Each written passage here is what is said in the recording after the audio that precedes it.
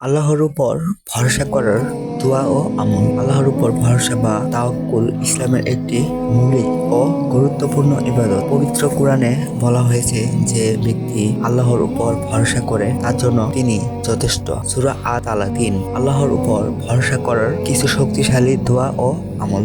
১. আল্লাহর উপর ভরসা করার দোয়া তাওয়াক্কুল বৃদ্ধির জন্য কোরআন ও হাদিসে বর্ণিত এই দোয়াগুলো বিশেষভাবে কার্যকর। হাসবি আল্লাহ দোয়া সূরা তাওবা ১২৯। উচ্চারণ: হাসবি আল্লাহ লা ইলাহা ইল্লা আলাইহি তাওয়াক্কালতু ওয়া হুয়া রাব্বুল আরশিল আযীম, যার অর্থ আমার জন্য আল্লাহ যথেষ্ট, তিনি ছাড়া কোনো সত্য ইলাহ নেই, আমি তারই উপর তাওয়াক্কুল করেছি আর তিনি মহান আরশের অধিপতি। আমল: সকাল ও সন্ধ্যায় এই দোয়াটি ৭ বার পাঠ করার বিশেষ ফজিলত রয়েছে। ঘর থেকে বের হওয়ার দোয়া উচ্চারণ: বিসমিল্লাহি তাওয়াক্কালতু আলাল্লাহি লা হাওলা ওয়ালা কুওয়াতা ইল্লা বিল্লাহ, যার অর্থ আল্লাহর নামে আমি আল্লাহর উপর ভরসা করলাম, আল্লাহর সাহায্য ছাড়া কোনো শক্তি বা ক্ষমতা নেই। আমল: এই দোয়াটি পড়ে ঘর থেকে বের হলে শয়তানের অনিষ্ট থেকে রক্ষা পাওয়া যায় এবং আল্লাহর পক্ষ থেকে নিরাপত্তার জিম্মাদারি পাওয়া যায়। ২. তাওয়াক্কুল